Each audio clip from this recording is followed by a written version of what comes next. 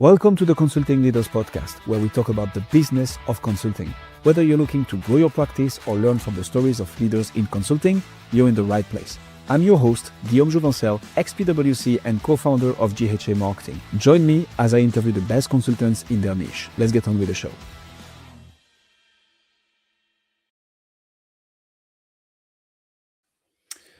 Alastair, welcome to Consulting Leaders. Happy to have you. Thank you very much. And Happy New Year. Let's jump straight into it. What originally sparked your interest into organization design, and how did that journey lead to you founding Tricordant back in 2005? Well, thank you very much. Yeah, well, it probably started, first of all, just after I left university. I went and worked for a year in a church, running a program for long-term unemployed people. And I really realized the kind of importance of work and good quality workplaces for people. When you see people who've not worked or been employed for over 2 years, you see the kind of value and dignity of work. So it sparked in me a kind of passion for work and workplaces being places that brought the best out of people. People could thrive. I then became a general manager in the National Health Service in England, and I love that. And one of the challenges was, how do I make the teams, the areas that I'm working and responsible for, places where people really want to get up and come to work on a Monday morning, give of their best. And I suppose over time that grew into, well, how are we making organizations and systems that work really, really well? I got to meet in the course of my career in the NHS some amazing people, some great leaders, but also thinkers like Peter Senge and Ari de Heers, and I kind of learned from them. And then I suppose when I'd left the NHS, I was kind of left with this question. So how do you create organizations that work really well? The structure, the systems, the strategy, the culture come together. And that was, I suppose, the spark that led myself with a couple of colleagues starting off Tricordant. So what's the problem that you're solving today, Alastair? Like, what are the core organizational challenges that you're the most focused on and that yields obviously the best results for your clients? Well, I think everybody's faced increased complexity. I mean, we thought things were complex 20 years ago, but the level of complexity has just skyrocketed with the kind of interconnections that we've now got because of the internet. If you then add AI into it and the different ways people can access and understand information, and dare I say misinformation. So there's massive complexity, there's fragmentation, there's the information overload. And all of those things come together then with often organizations, particularly in public and services where I do a lot of my work, the kind of way they're designed and they're set up is for a different paradigm. And so there's a real mismatch and challenge there. And the people that have worked in those organizations and the cultures and the way of behaving have been set down over many, many years, many decades, and kind of aren't really prepared for the kind of ways organizations necessarily need to operate and work together today. So the kind of core challenges are those mismatches.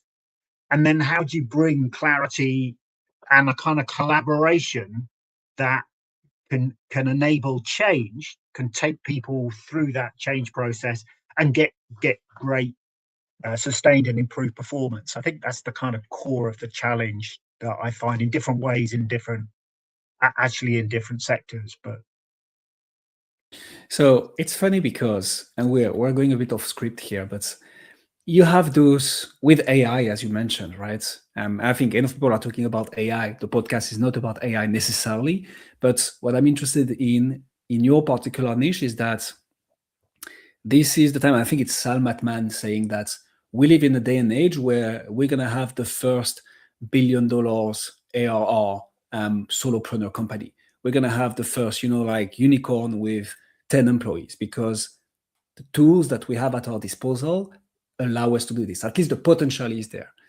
But with that comes the fact that we need to completely rethink, for the startup world, but also for more established companies, completely rethink how we organize a company in itself. There was an interview with the CEO of Telegram who said that they never had an HR department. It was like a pool of candidates going through a competition each and every month, and they were interviewing the top of the top of the top across multiple months in a row. Like, things change so fast here. So back to you, because this is a long rant. How do you leverage the existing in terms of how organizations are shifting to then go to your clients and say, hey, based on what you're doing right now and what's happening in the world, this is how you need to rethink your organizations? Like, how do you mix and pair everything together? Well, I suppose the core of a lot of what we're talking to potential clients and actual clients about is AI-enabled organization design, but is trying to get to we'd call it a symphony of value, the value that comes from people. Because, I think whilst he's posed the hypothetical of the $1 billion AI-only company, I think people are going to be there because people buy people and people connect to people, and I think, and there's a level of context-dependent, complex decisions and judgments needed, particularly in public sector, but in any kind of business. I think that means you'll always have people, but we have to harness that with using digital tools, using AI in a way that's intelligent, that gets the best that we can in a safe, sustainable way. So we're talking increasingly about how you use AI to redesign operating models and organizations, but also how those redesigned organizations then can use AI themselves to free up people's time to be used better for higher value activities. Now, there'll be some areas where, 80, 90, 95% of the activities can be done by AI, but then there are plenty of other ways in which people can be used. Time could be better used. So we're looking at how do they work together? How do we design organizations that will have teams of AI agents working alongside people and managers getting used to managing both? And I think that's, most of us have not grown up with that as a concept and a thought. So preparing people to start thinking about that is really important for our clients. And we've then realized as a consulting company, well, we've got to walk the walk. So we're trying to do that ourselves with how we work and how we redesign ourselves so that we're a team of AI agents and people working together and really looking at our own internal processes and how we organize and how we work. So AI isn't a nice to have toy, but is integrated into our business processes. I love that. Who do you serve, Alastair? Like, who's your ICP right now for whom you solve those organizational challenges? So I guess it will be the organizational leaders in kind of healthcare, say in the UK. The chief executive will own a lot of the problem. Interestingly, when we think about redesigning operating models at the moment, for example, the chief exec owns the overall problem, but actually we often would find there's frustrated chief strategy officers that are thinking, well, the current way we're organized just doesn't allow us to achieve our strategy and the improvements in outcomes, value, efficiency, effectiveness we want to. So they're frustrated and they may want to change the operating model. On the other hand, you might have a chief operating officer who's frustrated because they can't achieve the performance targets and they're being held to account for improvements in urgent and emergency care or waiting list performance for surgery, etc. And again, they'd say, well, the organization isn't organized to do that. So, and then again, the CFO might come in and say, and we can't afford any of this. So the different chief officers will have slightly different perspectives on it, but essentially it's the C-suite, and essentially it's the chief exec and the boards that own the problems for a lot of the kind of operating model challenges that we're now involved in, whether that's, as I said, public service, not for profit, and in the commercial space, then it might be kind of subunits where you've got leading managing directors who own those problems. But it's the people who are ultimately accountable for performance financially and in terms of customers, and in terms of employee engagement, who are the people who are really interested in our operating model that we are seeking to serve. What's the company size typically? Like, so chief executives, C-suites in the healthcare space, do you have a typical sweet spot in terms of size? We've just finished an assignment for an organisation that worked across 5 hospital sites and employed about 17,000 people, just under a £2 billion UK budget. We're now working in Wales, in Cardiff, which is the capital city of Wales. Again, 16,000 people, just under a £2 billion budget, looking after the whole health and care needs of 600,000 people in the capital city. So they're big, complex organisations. At one level, we would sometimes work with smaller organisations, and some of the charities we've been working with would be down to sort of 500 people, that sort of size. So it's kind of medium and larger organisations, I'd say, generally. Fair enough. Are you from Wales yourself, Alastair, or not at all? No, I'm not from Wales. I live in the middle of England. Okay. Complex history to get me here, because I was born in Jamaica, of a father who was born in Zambia and Africa. So, you know, perfect. I see myself as a child of of globalization. Yeah. Fair enough. So it's very interesting because, I mean, $2 billion company, targeting the C-suite, healthcare. I mean, we're talking about ICPs who are very hard to, get in front of. So can you walk us through what has worked for you to brand, market, make your ICP problem aware? Because I suspect there is a dimension of that. It's not like, oh yeah, it's obvious we need to solve this problem. So there is a problem awareness component and then a solution awareness component. Like, how overall do you brand and market Tricordant? Yeah, and it's a good question and a perpetual challenge, because the whole area of org design is quite a difficult area to be able to describe and market. Always has been. So I think over time we've tried to brand and make people aware of Tricordant as an organisation that's very, very strongly founded on a set of values. We're kind of underlying our basic mission is a kind of Christian ethos and mission. So we have 4 simple values: love, trust, hope, and joy. So we're quite kind of clear about that. We're also one of the founder UK B Corps. So we've been a B Corp for 10 years. So the kind of humanistic, people-centered values is something that's really important for us. And then alongside that is, I guess, being confident about working with complex systems, difficult problems in a kind of co-creative way that works with people rather than doing things to people. So I think we've got a reputation that that's how we work. And then over time, through networks, referrals, you kind of build up relationships with people. And hopefully that helps bring you into contact with people. As you say, an awful lot of the people I'm talking about are this kind of C-suite leaders, say in the English health service, have massive challenging jobs, and the pressures on them are unrelenting. The advice, top-down advice from the government is huge and often contradictory. And I think what we offer sometimes when we get a chance to talk to people is a chance for people to go and step back and reflect on,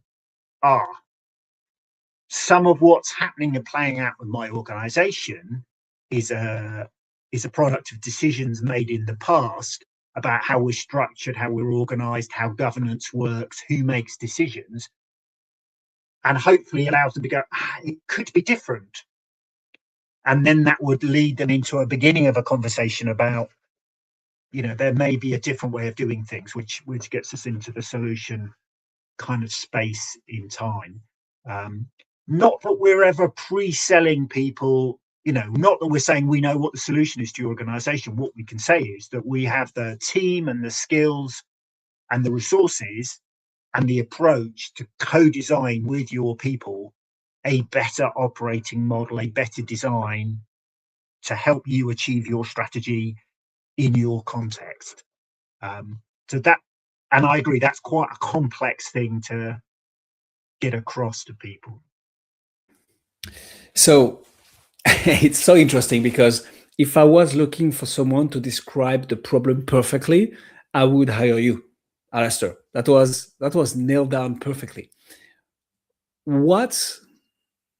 So what has worked for you?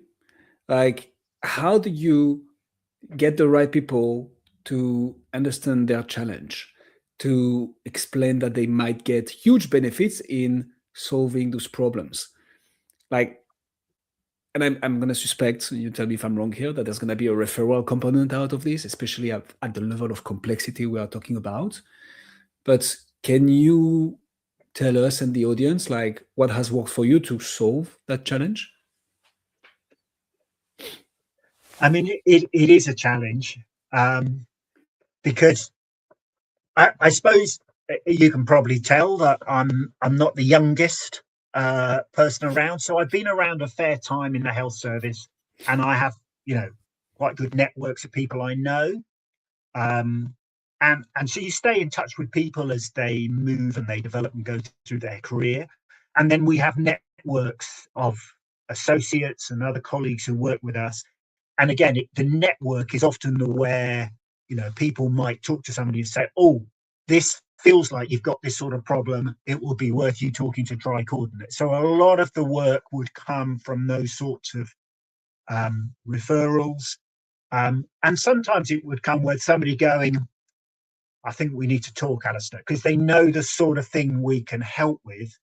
And over time, we try and be generous with people in supporting them with advice, with, it might have been smaller projects we got involved in. So sometimes people are kind of going, yeah, when they have this sort of problem, they'll go to Tricordant. They may have come across us because we post in LinkedIn and we do, webinars, and we do respond to tenders when they come out. And sometimes you don't win a tender, but somebody remembers you because of the answers you gave and go, we've had a couple of years ago, we had that where somebody contacted us and say, we'd like to talk. We had no idea where it came from. And they said, oh yeah, you submitted a tender last year. It wasn't successful, but we really liked what you were saying. Can we talk? So it's a variety of ways to get in there. And I think people becoming aware that there are different approaches that involve thinking about complexity and treating it properly, that bring organization design tools and thinking, that bring co-creation, that can make use of AI tools to help with design, and working with people. And most of our team and the associates we bring are very experienced people. They've often been there as leaders in organizations. So, there's that empathy with people with the kind of challenges they're facing. And I think people resonate often with that kind of offer. So thanks a lot for sharing this, Alastair. I wanted to dig a little bit into that because I think this is something that is so valuable for the audience. The reason is we're talking about B2B consulting here. Very, very high ticket, big complexity, big companies. And the challenge that you're facing is something that most B2B coaches and consultants face when they are at the level that you are. So to give my 2 cents on this, I think when we establish a marketing strategy for this type of company, this type of consulting practice, we need to bear in mind that it's not going to be like we're going to ramp up an ad on Meta ads, have a VSL or a webinar leading to a book a call button, and then just close the client right and there. This is not how it works. There is a huge layer of education. So obviously, most people are going to work with referrals because that's usually the easiest and the most efficient, and it compounds over time, right? When you've delivered good work, Yeah. people are talking about you, referring you, and so on. And then it's just taking that very methodology and applying it to marketing, which is how do we educate? How do we build authority? How do we showcase like true deep expertise in our area? And this takes effort, and it's hard to find the right format, the right content that will be put in front of the right people, depending on when and where your clients hang out. But nailing this properly is like the lever for growth when it comes to very high ticket consulting. So super interesting. How do you, so in your experience, and I think you've already alluded to this, how do you move from that to an actual sales conversation and an actual SOW, letter of engagement? How do one go from, okay, now that you understand the challenges that you're facing because your organization is not structured the way it should, to let me help you with that? Can you walk us through the process? Yeah, so it's interesting. If the conversation could start with an associate of ours, somebody we collaborate with, because we work with a kind of whole network of individuals, but also small companies. So they may be having the first conversations. They may own the relationship. So, I think it's very important then that I come in a way that's respectful and supportive of that, and we work. So they might introduce me, and we might have conversations together. Sometimes it is just a straight referral, and they'll say, please speak to Alastair. I think it would be useful for you. But often you would talk to people. Ideally, you would be able to go and see them face to face. That's not always possible in terms of schedules, but ideally face to face. And then what I found recently is it depends on the route. So sometimes they might quite quickly in the public sector be going into some sort of a tender procurement process, and you're then limited by how you work with that. In other occasions, you might get an opportunity to meet some of the executive team or a subset of them. Again, present, have conversations, understand their needs, adjust what you're saying, and then produce a proposal. Or as I said, it may be responding to a tender to actually put in this is how we should do things. And then again, in the public sector, you're often governed by the procurement process as to what you can then move into doing. As we all know, what we put in our proposals or our tenders and what we actually do when we get through varies, because the context is often different than the organisation has told you in a specification or told you when you're talking up front. When you actually get in there and you start talking to people, it's often a lot more complex, messy, fragmented. So you then have to work with that setting in a way that adjusts your methodology and takes people with you. And I guess thinking of a couple of, the quickest is 3 or 4 months, but I've had recently a kind of 1 year sales cycle from the initial conversation through to starting the first piece of work. So it is quite a long process. And then occasionally you'll get a call and somebody says, I need something by the end of next week. Can you start in 2 weeks' time type things? That does happen sometimes, but most of the time it's that longer, as you pointed out, sales cycle. And it's all about building trust, building relationship. And I think a lot of that comes from being very good at listening to people and trying to build rapport. Having been in people's shoes to some extent in senior leadership or board positions can help. Although, as I said, I think the challenges of today are I don't think we've obviously never quite experienced it in the same way. So, but that's the kind of process we try and take people through. Yeah, no, I like that, and I think to anybody listening to us right now, the more you can embed the work in the sales cycle, the more successful the sale is usually going to be.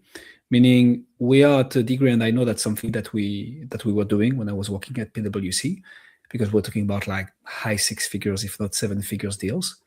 It's how can we, whilst not committing all in, obviously, but how can we start working with the client, showing like clear benefits, clear outcomes, whilst clearly showing the value of engaging long term and on a more serious engagement. I think if you manage to do this in your sales cycle, and this takes again time and effort, right? It's going to be not a one close call, it's going to be 2, 3, 4 kind of whiteboard sessions and already doing some work beforehand.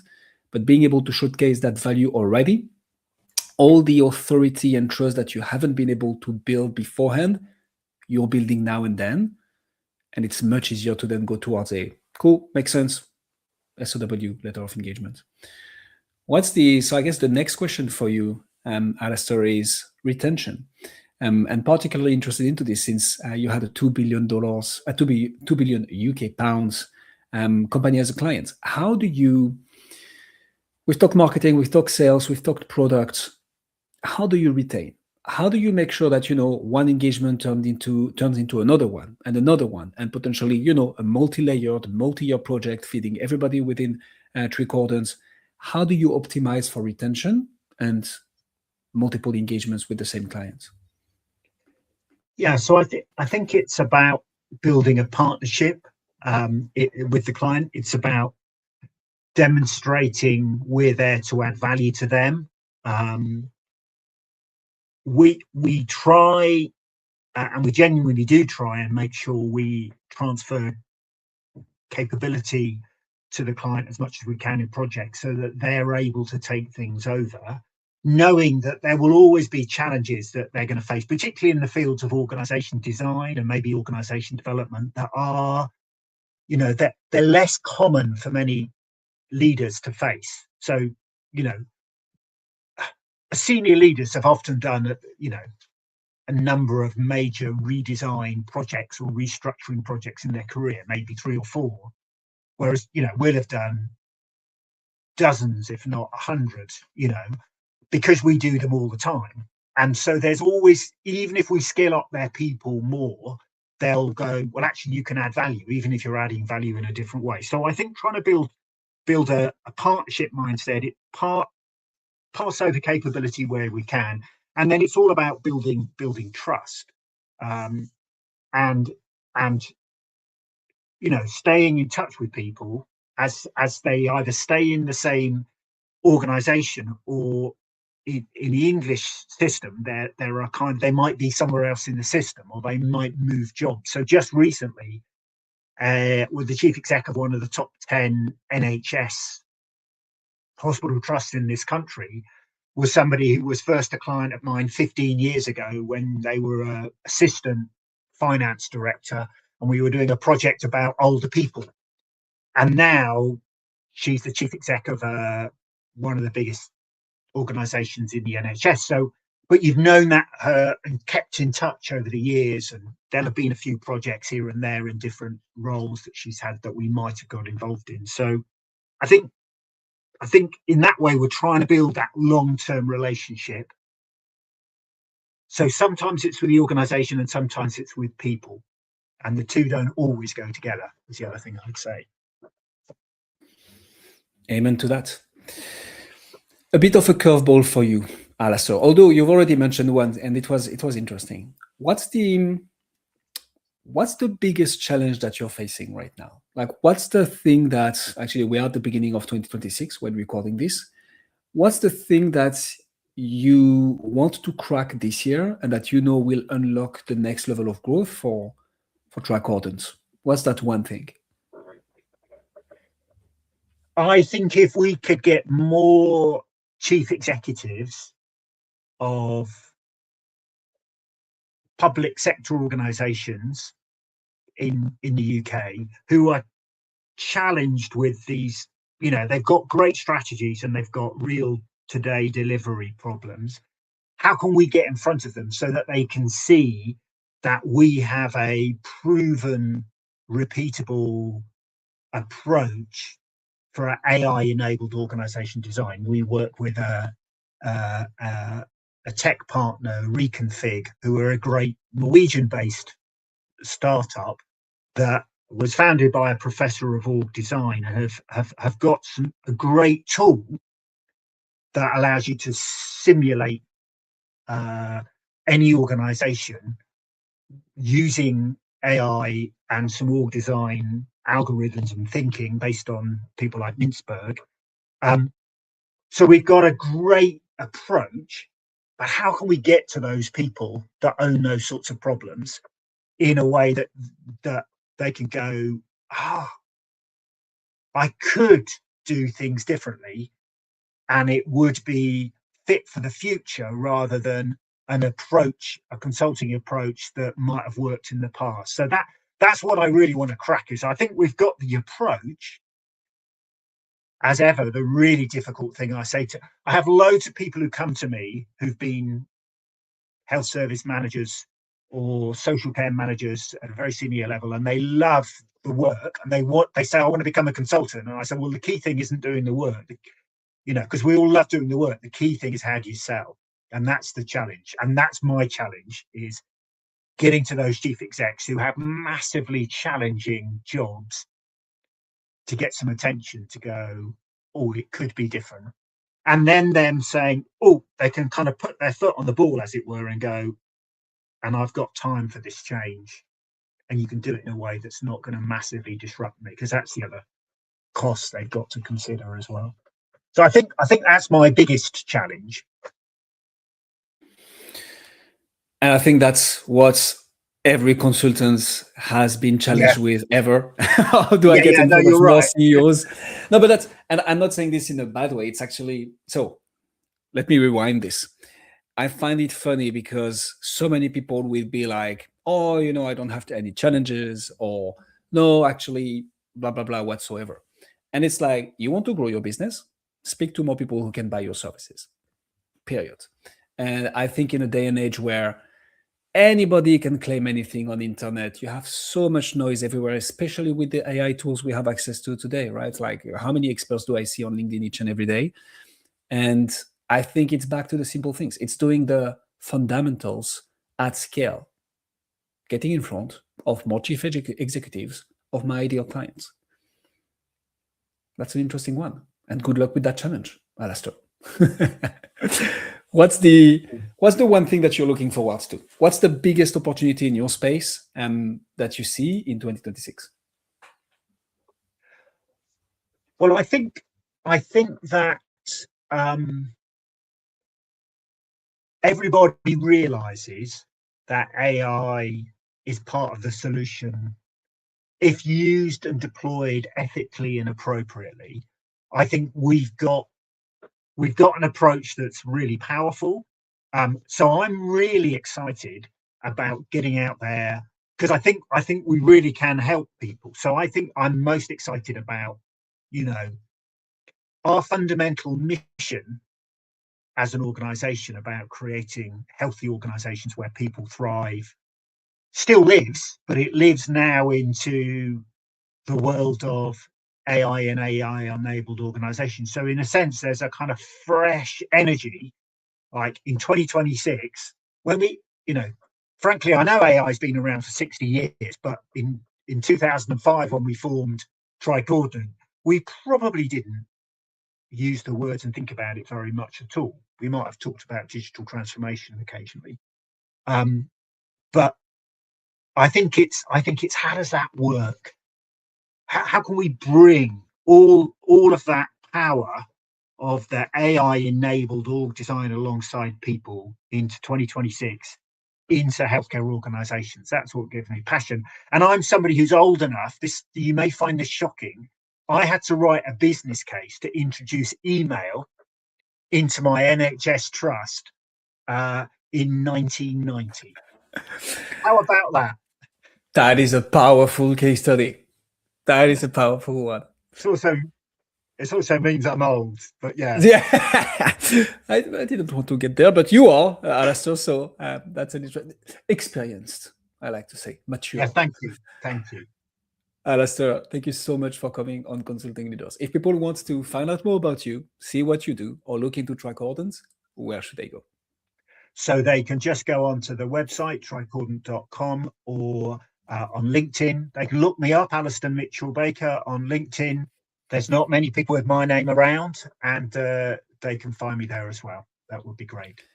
We'll put all the links in the description. I can say one thing for sure is that you've gained at least one new connection on LinkedIn out of this interview, Alastair. Me, I just added you. Thank you so much for coming on Consulting Leaders. Thank you very much. Thanks for joining us on this episode of the Consulting Leaders podcast. We hope you learned valuable lessons on how to grow your practice and take your business to the next level. Make sure to subscribe and leave us a review wherever you're listening to this show so you never miss an episode. To apply and be a guest on the show, click the link in the description. See you next time. How